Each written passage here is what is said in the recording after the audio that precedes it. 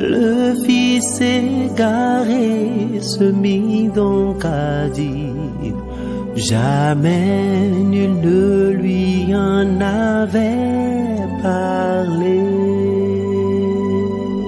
Apostolat Time, c'est une émission de Homocélé Voice consacrée au ministère de la foi. Apostolat Time, c'est la parole de Dieu par un oint de Dieu pour le peuple de Dieu. Apostolat Time, c'est le salut. Bien-aimés en Christ, amis téléspectateurs de Homocélé Voice, nous voici encore devant vous aujourd'hui pour déceler le thème de la semaine intitulé « Après une année vécue, prenons la peine de nous examiner ». Prions le Seigneur, Jéhovah, Jésus-Christ, Saint-Michel, Dieu le Père, le Fils et l'Esprit, descend ce moment. Dispose-nous à pouvoir annoncer ta parole au nom puissant de Jésus-Christ. Amen, amen, amen au nom du Seigneur Jésus-Christ. Bien-aimés en Christ, il nous plaît de vous rappeler que c'est le tout dernier thème de l'année. Et c'est d'ailleurs ce pourquoi le thème s'intitule « Après une année vécue, prenons la peine de nous examiner ». Il reste quelques jours pour clôturer l'année. Nous devons implorer le Seigneur de nous accorder encore le souffle de vie pour pouvoir clôturer l'année en paix, en santé et en joie. Alors, qu'est-ce que la Bible déclare dans Ecclésiaste 7, verset 8? Mieux vaut la fin d'une chose que son Mieux commencement. vaut la fin d'une chose que son commencement. Oui, mieux vaut la fin d'une chose que son commencement. Nous devons comprendre qu'à la fin de l'année, les entreprises font des bilans. Ils font les bilans pour voir qu'est-ce qui s'est passé pour cette année. C'est très important. Il y a les bonnes dames aussi qui font le petit bilan pour voir est-ce que cette année nous avons pu vendre. Qu'est-ce qu'on a pu vendre. Qu'est-ce qui n'a pas marché. Qu'est-ce qui n'a pas marché. Alors, on fait le bilan pour voir. On examine. On sonde les choses. On observe. Ah oui, c'est très important. C'est pourquoi d'ailleurs, le thème dit de prendre un instant pour nous examiner, pour nous sonder nos voies, nos comportements, nos attitudes. Il faut que nous observons en réalité nos pas. Qu'est-ce que nous avons fait cette année? Il faut que vraiment nous faisons un bilan, d'accord, de nos actes et de nos comportements. Le thème dit, prenons la peine de nous examiner. Nous devons nous observer. Nous devons sonder nos pas. Qu'est-ce que j'ai fait? Qu'est-ce qui a plu à mon Créateur? Oui, je peux vous dire que le bateau se déplace sur la mer. L'avion se déplace en l'air. Oui. Le train se déplace sur les rails. Oui. Les motos ou les voitures se déplacent sur la terre ferme. L'homme, comment marche-t-il? L'homme, comment se déplace-t-il? L'homme, comment il a été créé? Alors, Psaume 8, versets 5 à 7. Psaume 8, versets 5 à 7. Quelle est la marche de l'homme? Alors, qui d'abord a créé l'homme? Qu'est-ce que l'homme d'abord pour qu'il ait aussi une marche, qu'il ait un déplacement? Qu'est-ce que l'homme? Puisque l'homme, c'est lui qui a créé le bateau. L'homme, c'est lui qui a créé l'avion. L'homme, c'est lui qui a créé les motos, etc., le train. Mais l'homme en question, qui l'a créé? Oui. Qu'est-ce que l'homme? Ah, qu'est-ce que l'homme? Pour que tu te souviennes de lui. Seigneur. Alors David dit, qu'est-ce que l'homme? Pour que tu te souviennes de lui. Oui, vas-y. Et le Fils de l'homme. Et le Fils de l'homme. Pour que tu prennes garde. Pour que tu prennes garde à lui. Tu l'as fait de peu inférieur. Tu l'as fait de peu inférieur à Dieu. À Dieu. Et puisque la Bible déclare dans Genèse 1, verset 26, n'allons pas lire. Il dit, faisons l'homme à notre image. Dieu a fait l'homme à notre image. Dieu, c'est lui le créateur de l'homme. C'est Dieu qui a créé l'homme à son image. Oui, et tu l'as couronné de gloire. Tu l'as couronné de gloire. Et de magnificence. Tu lui as donné la domination. Tu lui as donné la domination. Sur les œuvres de tes mains. Sur les œuvres de tes mains. Tu as mis sous ses pieds. Les brebis. Comme les bœufs. Et les animaux des champs, les oiseaux du ciel, et les poissons de la mer, tout ce qui parcourt les sentiers des mers. Alléluia. Donc l'homme domine toute la terre entière. L'homme domine, d'accord, les mers, il domine les eaux, il domine la terre ferme, il domine tout, puisque c'est Dieu même qui lui a donné cette force. Alléluia. Alors, Dieu est fidèle à l'homme. Dieu reste fidèle à l'homme.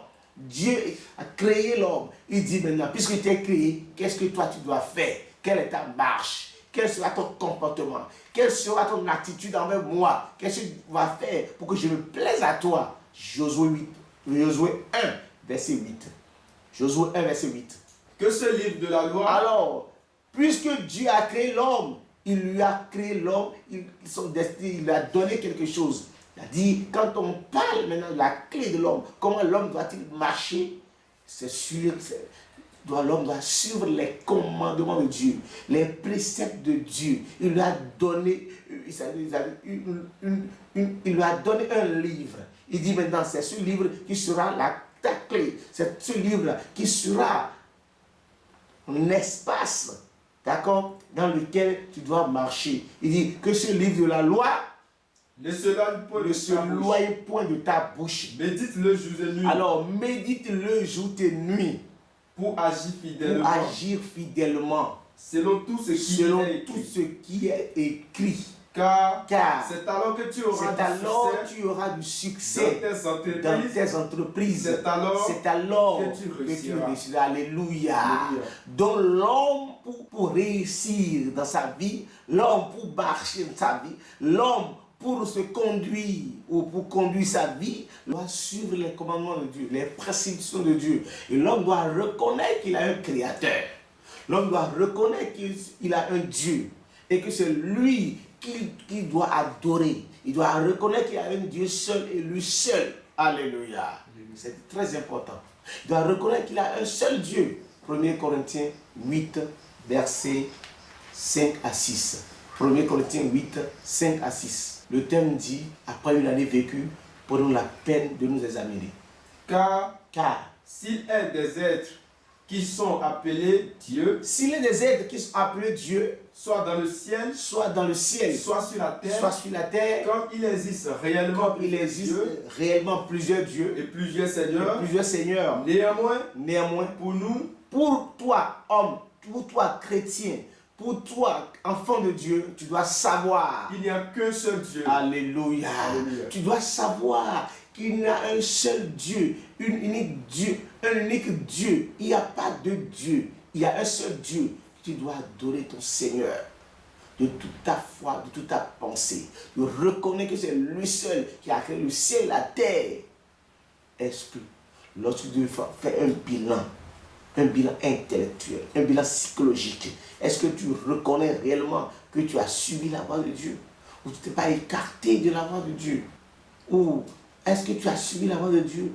Ou tu es allé vers d'autres dieux?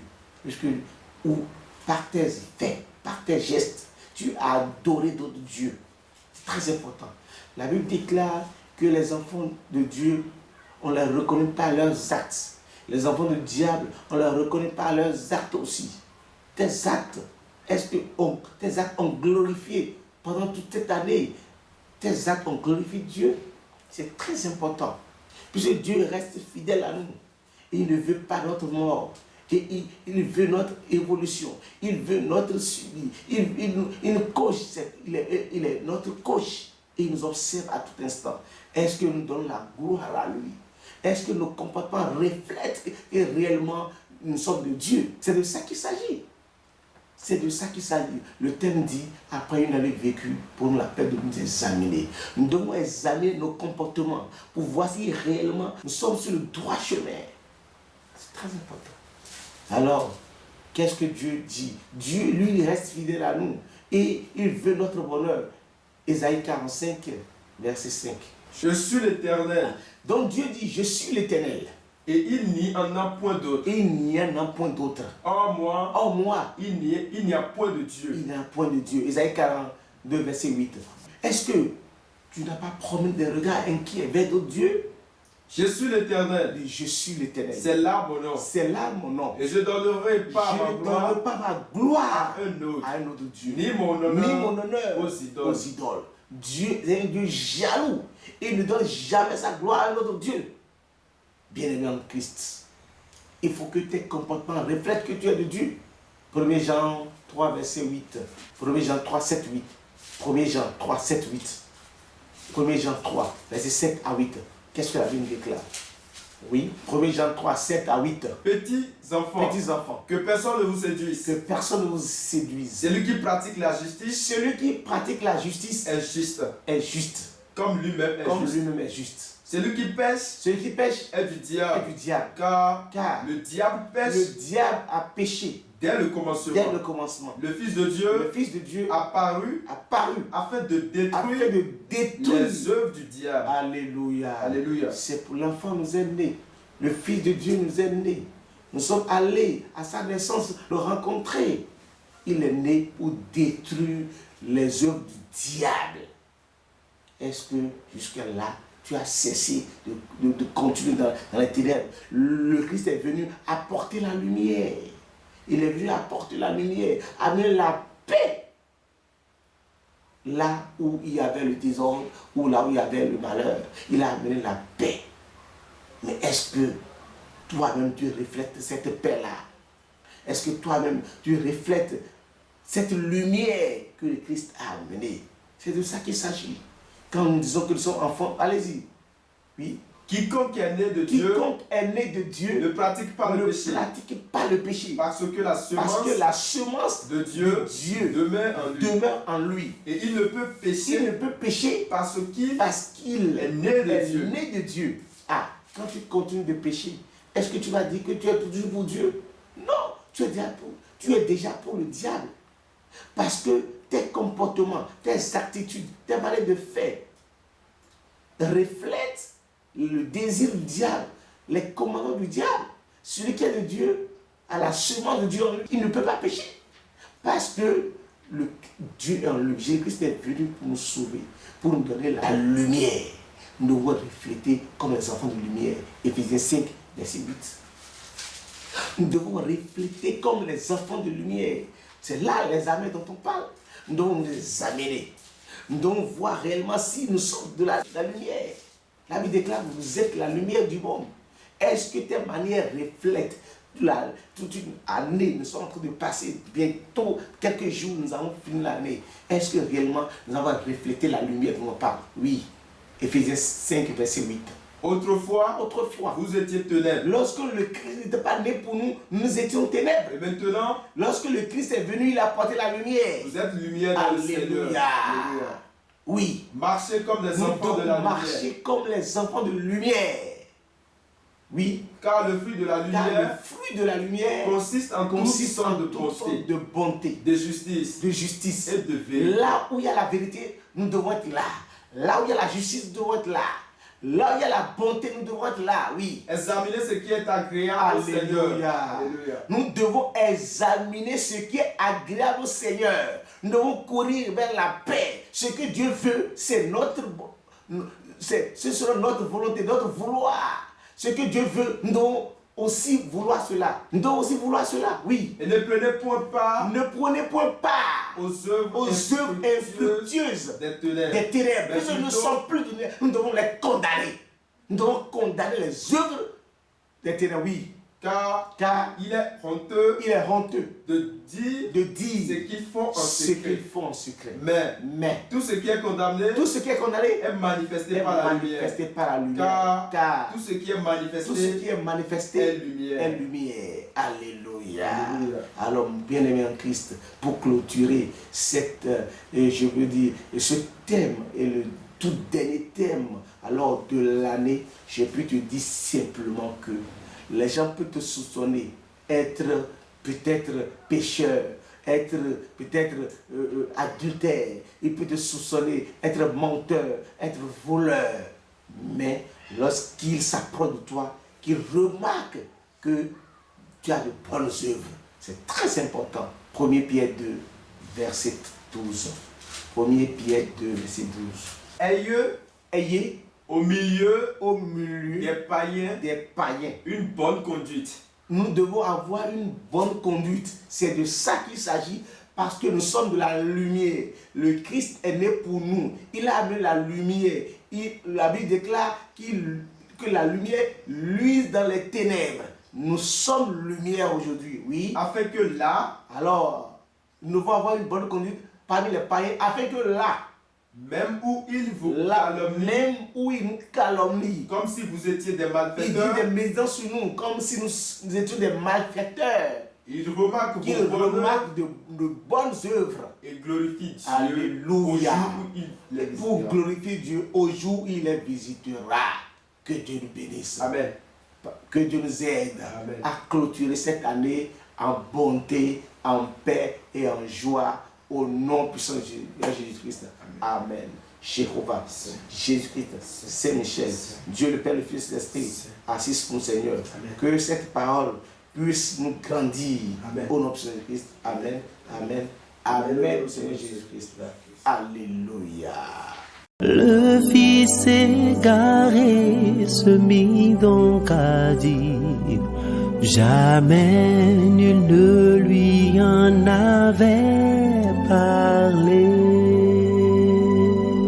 Apostolat Time, c'est une émission de Homoselect Voice consacrée au ministère de la foi.